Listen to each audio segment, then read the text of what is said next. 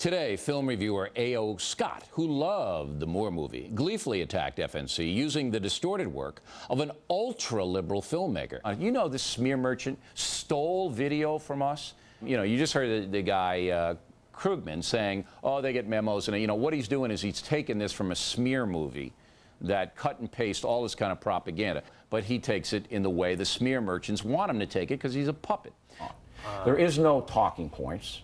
Every morning there was a detailed list of subjects to talk about, not talk about. There is no marching order. When headquarters sent a memo every morning and said, we want to touch on the following issues, we want to cover the following stories, we want to do them in this particular way, our job and our objective then was to execute the plan. There is no talking points.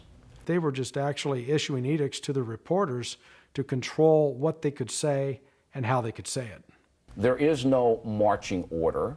There was nothing covert about the way the managing editors in New York or Washington operated. They made it perfectly clear what they expected from us. It doesn't exist. We put more liberals on the air than conservatives.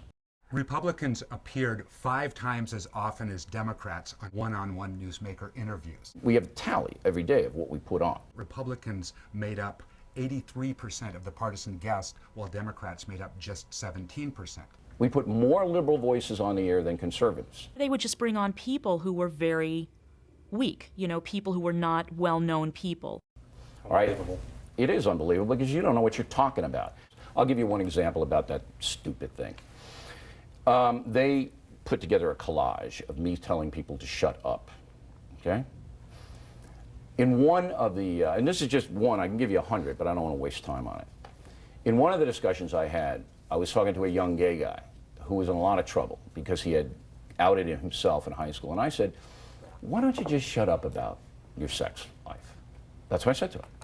They cut it with, why don't you just shut up? Well, you know, I think that asking a student to stay in the closet in order to go to school is a lot like asking you to shut up about sex. They cut it with, why don't you just shut up?